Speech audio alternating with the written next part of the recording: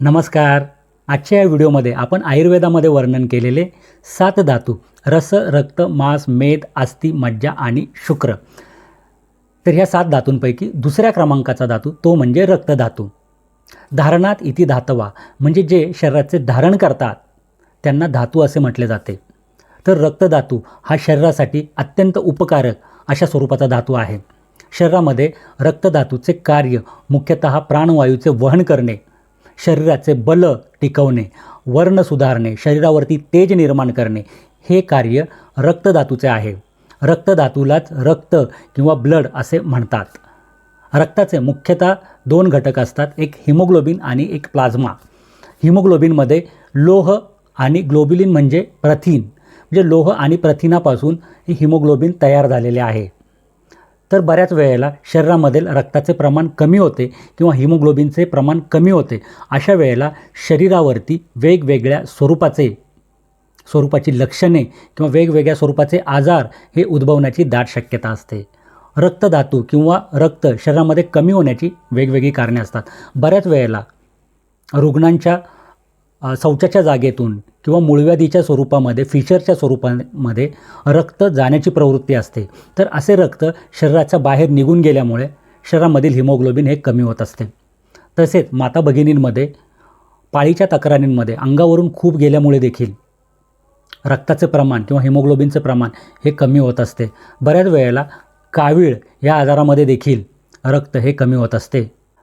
बऱ्याच वेळेला पोटामध्ये जंत किंवा कृमी असल्याने देखील रक्त हे कमी होत असते. आयुर्वेदामध्ये वर्णन केलेला पांडू आजार किंवा त्यालाच एनिमिया असे म्हणतात. तर पांडू या आजारामध्ये रक्ताचे प्रमाण हे कमी होत असते किंवा हिमोग्लोबिनची पातळी ही कमी होत असते. आयुर्वेदामध्ये मृदभक्षणजन्य पांडू हा आजार वाग्भट संहिताकारांनी आपल्या ग्रंथामध्ये वर्णन केलेला आहे. तर मृदभक्षणजन्य पांडूमध्ये देखील म्हणजे माती खाल्ल्यापासून निर्माण होणारा पांडू किंवा रक्तक्षय यालाच मृदभक्षणजन्य पांडू असे म्हणतात. तर ज्या व्यक्तींना माती खाण्याची सवय असते किंवा भाजकी माती खाण्याची सवय असते त्यांच्यामध्ये देखील पांडू किंवा रक्त हे कमी होण्याची शक्यता असते.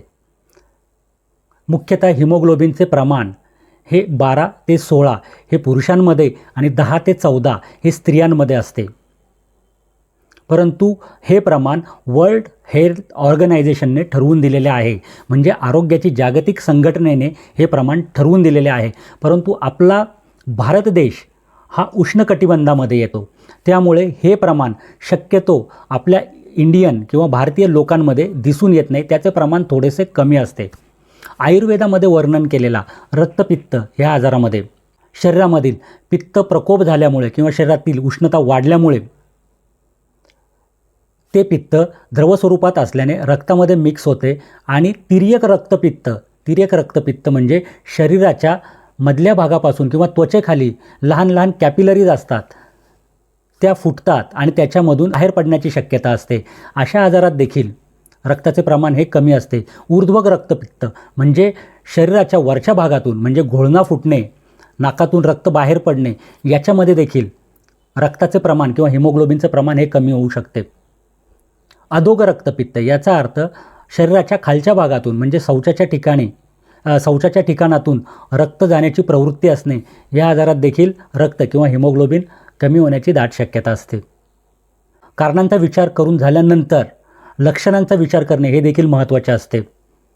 शरीरामधील रक्त किंवा हिमोग्लोबिन कमी झाल्यामुळे शरीराचा वर्ण हा डल होतो किंवा शरीराला पांढुरका वर्ण येतो. कार्य करण्याची क्षमता ही कमी होते, शरीराचे बल हे कमी होते, चेहरा निस्तेज होतो, चेहऱ्यावरचे तेज हे कमी होते, थकवा जाणवतो, शरीरामध्ये आळस निर्माण होतो, केस गळायला सुरुवात होते, केस पिकण्यास सुरुवात होत असते. अशा प्रकारे शरीरामधील रक्त कमी झाल्यामुळे ही वेगवेगळ्या प्रकारची लक्षणे ही दिसतात. वाढीसाठी मुख्यतः काळे खजूर हे सकाळी 1-2 काळे खजूर तुपाबरोबर घेतल्यामुळे रक्त किंवा हिमोग्लोबिन वाढण्यास मदत होत असते. डाळिंबाचे फळ, किमान 1 डाळिंबाचे फळ हे दररोज सेवन केल्यामुळे शरीरामधील रक्त किंवा हिमोग्लोबिनची पातळी वाढण्यास निश्चितपणे मदत होते. टॉमॅटोचे सेवन केल्यामुळे देखील रक्त हे वाढू शकते.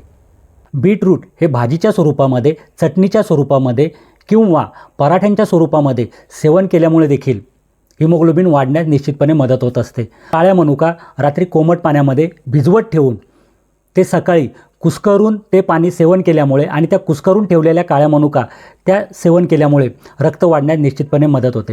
हिरव्या पालेभाज्या, पालक, लाल माठ, हिरवा माठ, चवळीची भाजी, मेथीची भाजी, शेपूची भाजी ह्या भाज्यांचा आहारामध्ये समावेश केल्यामुळे देखील रक्त वाढण्यास निश्चितपणे मदत होत असते. तसेच गूळ हा पदार्थ देखील रक्तवाढीस कारणीभूत ठरतो. त्यामुळे गूळ आणि शेंगदाणे नियमित सेवन केल्यामुळे देखील रक्त वाढण्यास किंवा हिमोग्लोबिनची पातळी वाढण्यास निश्चितपणे मदत होत असते.